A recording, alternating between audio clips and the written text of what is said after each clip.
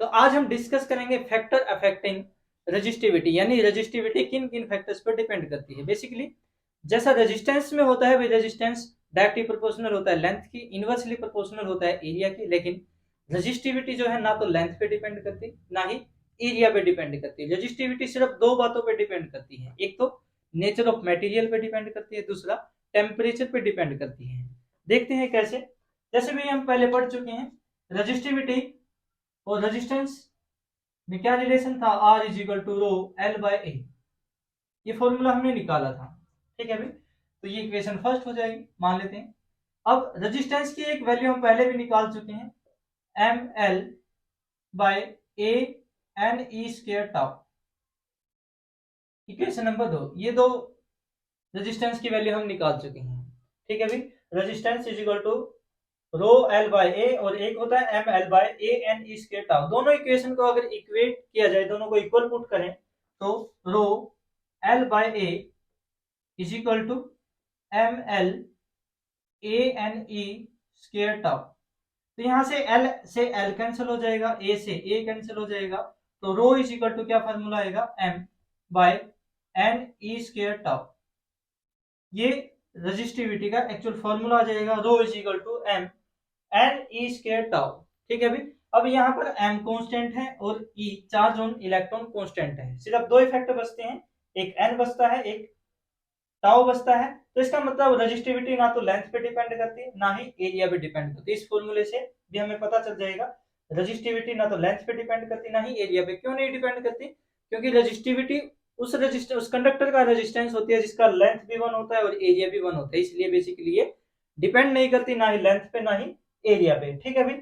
अब उसके बाद जो रेजिस्टिविटी है वो किन किन बातों पर डिपेंड करती है। पहला डिपेंड करती है इनवर्सली प्रोपोर्शनल टू एन। यहां से rho is inversely proportional to n, यानी number of electrons per unit volume, number density पे डिपेंड करती है। Number of electrons per unit जो एन है, ये किस बात पे डिपेंड करता है, ये डिपेंड करता है नेचर ऑफ कंडक्टर पे।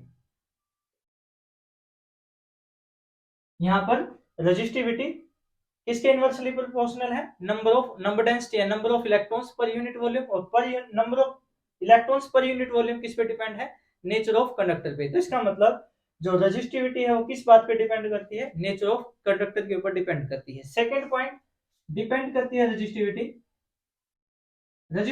Is inversely proportional to tau. Tau क्या है, रिलैक्सेशन टाइम। टाउ क्या है, रिलैक्सेशन टाइम। और जो रिलैक्सेशन टाइम है वो किस बात पे डिपेंड करता है, टेम्परेचर पे।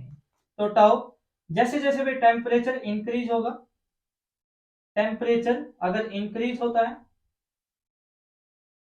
टेम्परेचर इंक्रीज होगा तो इसका मतलब टाउ जो है रिलैक्सेशन टाइम, उसकी वैल्यू क्या हो जाएगी, डिक्रीज होगी।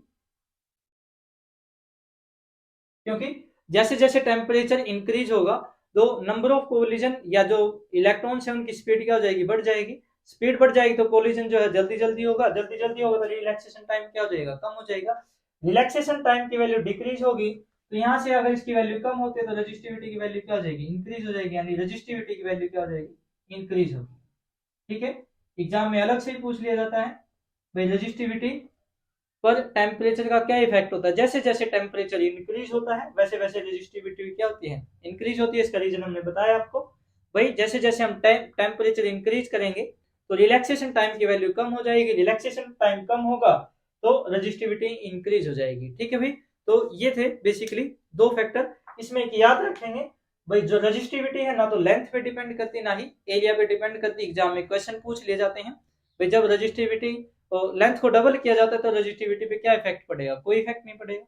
ऐसे ही जब एरिया को आधा कर दिया जाए या एरिया को डबल कर दिया जाए तो रेजिस्टिविटी पे क्या इफेक्ट पड़ेगा, कोई इफेक्ट नहीं पड़ेगा, नो इफेक्ट। रेजिस्टिविटी सेम रहेगी, दो ही बातों पे डिपेंड करती है, नेचर ऑफ कंडक्टर और टेम्परेचर ऑफ कंडक्टर के ऊपर डिपेंड करती है, ठीक है भाई। तो ये था आज का टॉपिक, फैक्टर अफेक्टिंग रेजिस्टिविटी। अभी के लिए इतना ही, धन्यवाद।